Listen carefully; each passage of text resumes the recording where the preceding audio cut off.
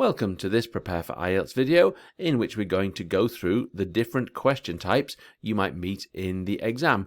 Our aim in this video is to help you very quickly identify what type of question you have. You probably think this is a very easy skill, but many candidates struggle under exam pressure and misidentify the question. So it is actually important. But you might watch this video through once and then keep the PDF to help you remember the different options you might have to deal with. So we'll look at opinion questions, discussion plus opinion questions, we'll look at explanation plus opinion questions, other two-part questions, one-part questions, advantages plus disadvantages questions, and problems and solutions questions. And remember, there is a PDF, so you don't have to take notes as you go. You can look at that later. Firstly, opinion questions, they're probably the easiest to spot and identify, and that's because they very often ask you something quite clear like, to what extent do you agree? There are other very common questions with opinion questions, such as to what extent do you agree or disagree, or what do you think? Do you agree? As well as what is your opinion?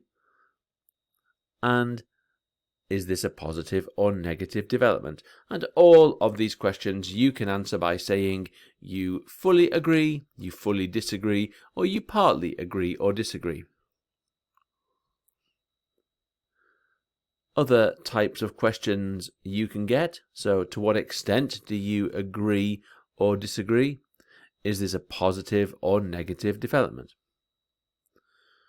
And sometimes the question actually includes part of the topic. So if we look at these, for example, the bottom one, is prison an effective way to deal with criminals?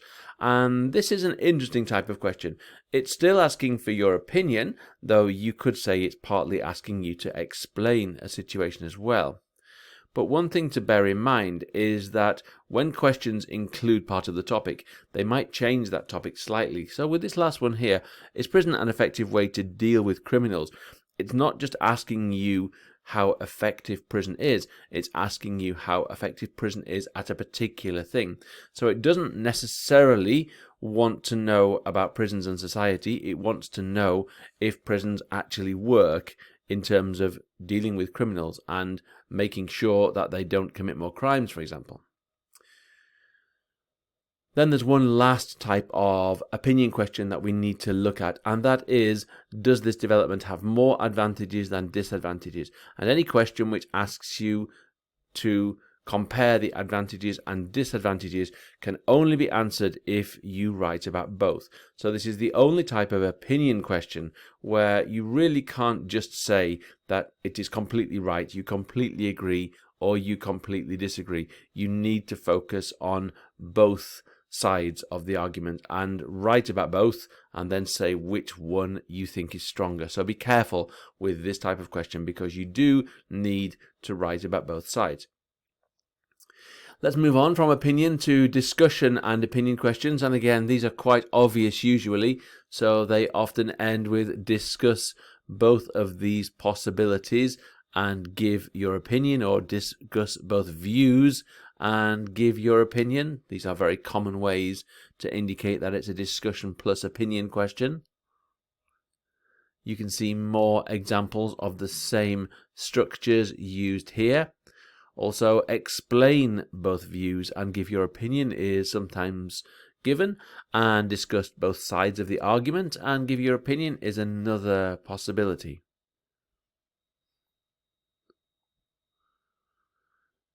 You can see more examples of discussion plus opinion questions here with very similar questions, so it's often quite easy to indicate.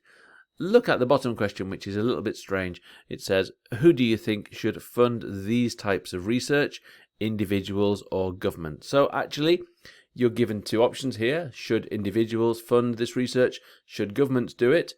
And you're asked to say what you think. So although it doesn't look like a discussion plus opinion question, it really is. You have to discuss two options and you have to give your opinion. So be careful for questions that don't quite follow this structure, but they're very unusual. Moving on, and now we have explanation plus opinion questions, and these are very common. So there are two questions. The first one asks you to explain something.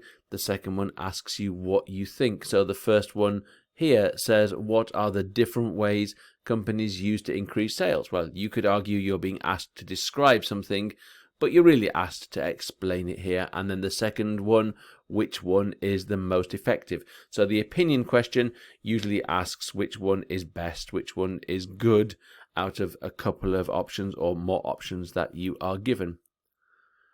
If you look at the question at the bottom, the full question reads, nowadays, more and more people want to get things done instantly. Why is this? So you're being asked to explain it. What is their motivation? What are the reasons?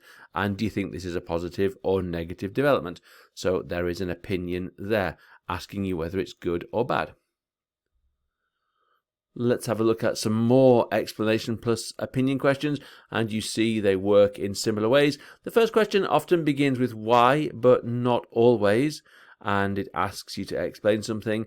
The second one usually asks you for a value judgment. Is it a good thing? Is it a positive or negative development, for example?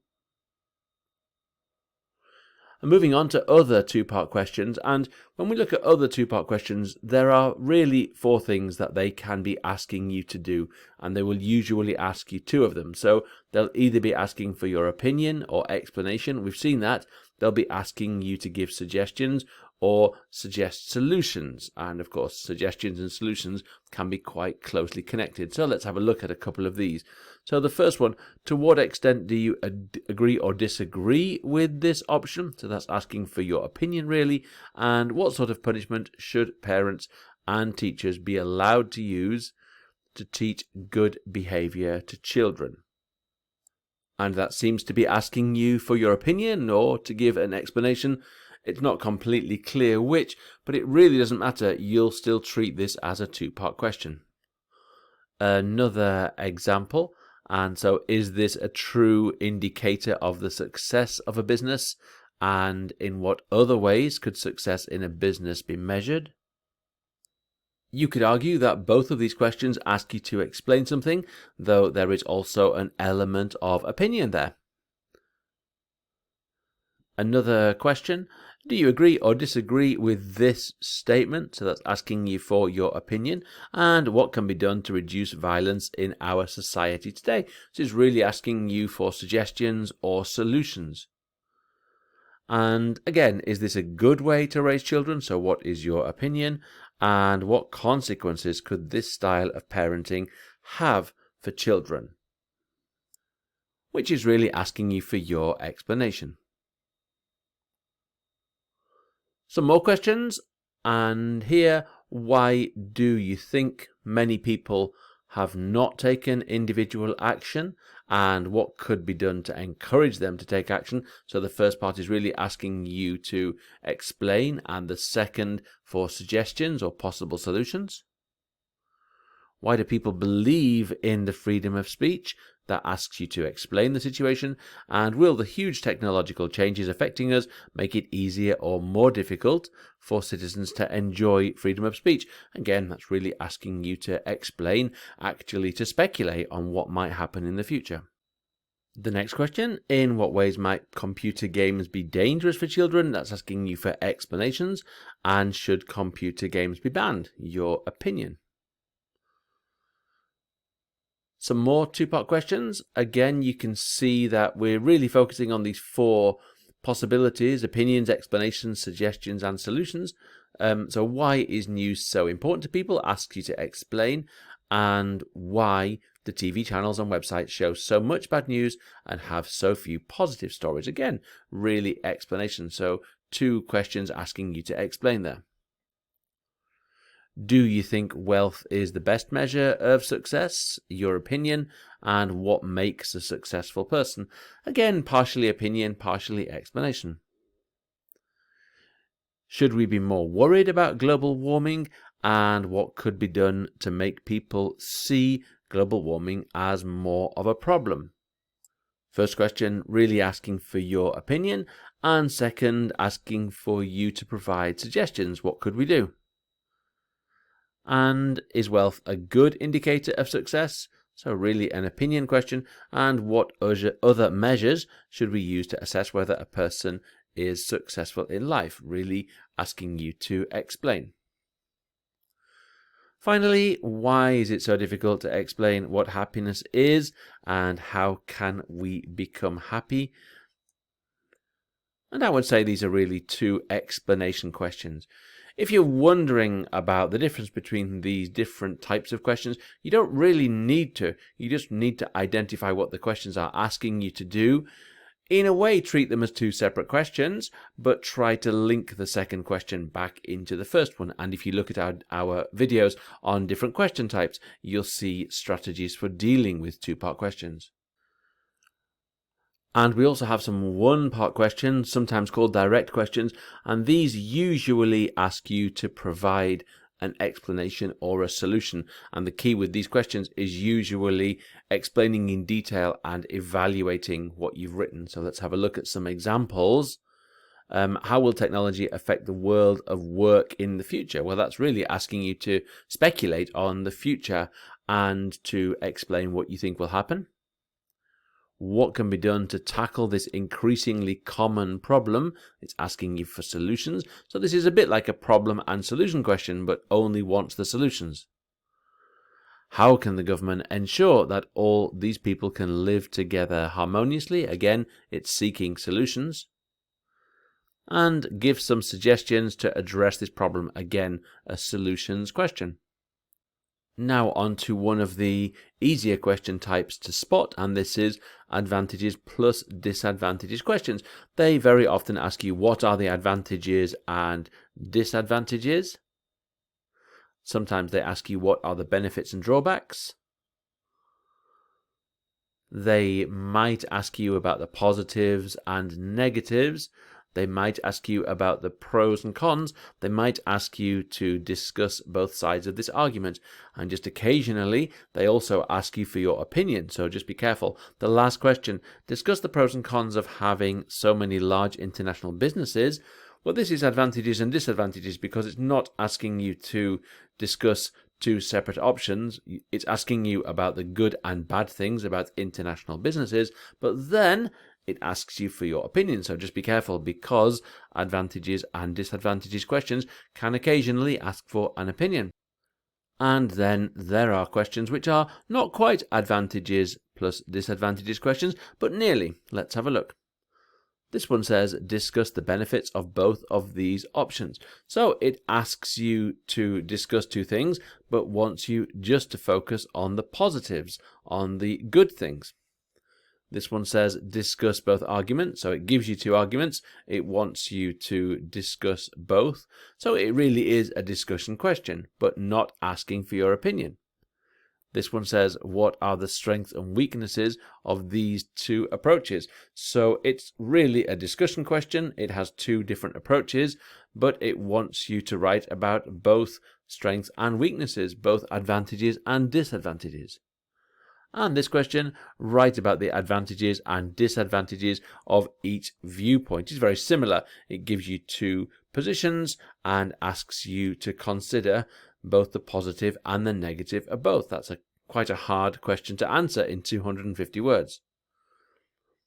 Finally, discuss both arguments, very similar to the discuss both arguments one above. Really a discussion question, but not asking for your opinion. You may include your opinion in the conclusion, but this should not be your focus. And finally, something quite easy, which is problems and solutions questions. So these are usually two questions, though they're sometimes combined into one. The first question asks you to discuss the problem, maybe the causes or maybe the consequences of a situation, and the second one asks you to deal with the solutions. So the first question will be something like, why is it so difficult to turn criminals into people who make a positive contribution to society, and how could this be done successfully? So there are many variations of this question, but they usually look more or less like this. Sometimes two questions, sometimes there is only one question mark, but there are two questions in there. Let's see a couple more examples. And usually these are quite easy to spot. It's clear they're asking you about the problem, maybe about the causes of the problem, or what problems a situation causes, and then how can this be solved. And more examples here of problems and solution questions.